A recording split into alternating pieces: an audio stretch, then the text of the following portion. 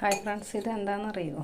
നമ്മുടെ വെള്ള കാന്താരിയാണ്. ഇപ്പോൾ തോന കാന്താരി കാച്ചുന്നതാണ്. അപ്പം ഞാനതിനെ എടുത്തിട്ട് കാന്താരിയിൽ രണ്ട് മൂന്ന് ചെറിയ നാരങ്ങ എടുത്തിട്ട് കായവും കൂടെ ചേർത്ത് ഒന്ന് വാട്ടിയിട്ട് വെച്ചേക്കുന്നതാണ്. അപ്പം വെള്ള അച്ചാറായിട്ട് പെട്ടെന്ന് ഇടുന്നത് എങ്ങനെയാണെന്ന് ഞാൻ കാണിച്ചു തരാം.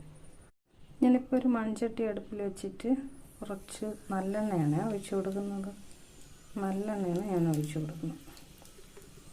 അപ്പോൾ ഇതിലിപ്പോൾ കൂടുതലായിട്ട് വേണ്ടതെന്ന് വെച്ച് കഴിഞ്ഞാൽ നമ്മൾ വെള്ള അച്ചാറല്ലേ ഇടുന്നത്. അപ്പം നമുക്ക് കൂടുതലായിട്ട് നമ്മൾ ചേർക്കുന്ന ഒരു സാധനം എന്ന് വെച്ചാൽ കടുക് ഇച്ചിരി കൂടുതലിടണം. അത് മാത്രമാണ് ഞാൻ ചെയ്യണത്.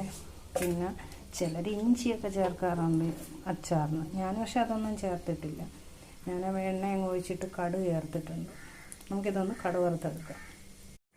അധികമായിട്ടൊന്നും അങ്ങനെ എടുത്തിട്ടില്ല. എന്താ വെച്ചാൽ കരിവേപ്പിലുണ്ട്, പിന്നെ കടുക് വറുക്കാനായിട്ട് മുളകും, നമ്മുടെ വെളുത്തുള്ളി മാത്രം. വെളുത്തുള്ളിയൊക്കെ ആവശ്യത്തിനനുസരിച്ച് ചേർക്കാം. അത് ഓരോരുത്തരെ ഇഷ്ടമാണത്.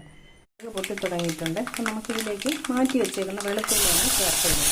വെളുത്തുള്ളി ഒരു ചെറിയൊരു ബ്രൗൺ കളർ ആവുന്ന പോലെ നമുക്കൊന്ന് വഴറ്റിയെടുക്കാം. കടുകിന് പൊട്ടിപ്പോകും.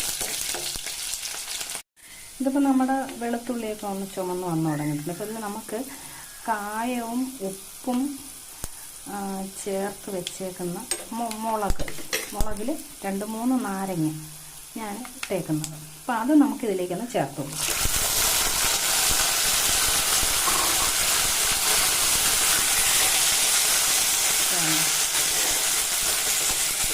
വളരെ സിമ്പിളാണ്, നല്ല സൂപ്പർ ടേസ്റ്റാണ്, നല്ല അച്ചാറാണ്. നമുക്ക് പെട്ടെന്ന് ഉണ്ടാക്കിയെടുക്കാം. നമ്മൾ ഉപ്പിട്ട് മാറ്റി വെച്ചേക്കണമെന്നുണ്ടെങ്കിൽ നമുക്ക് പെട്ടെന്ന് തന്നെ ഉണ്ടാക്കിയെടുക്കാം.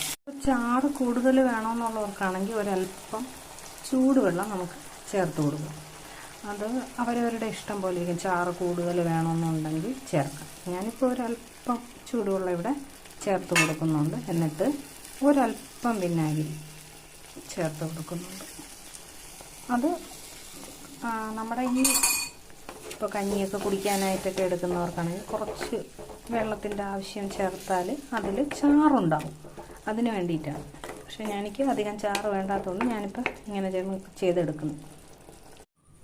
നോക്കൂ, എൻ്റെ മുളകച്ചാറ് കണ്ട നല്ല സൂപ്പർ ടേസ്റ്റി ആയിട്ടുള്ള മുളകച്ചാറ് കണ്ട. ഇതെല്ലാവരും ഒന്ന് ഇട്ട് നോക്കണേ. കാന്താരി മുളക് കിട്ടുമെന്നുള്ളവരൊക്കെ ഒന്ന് ചെയ്ത് നോക്കണേ.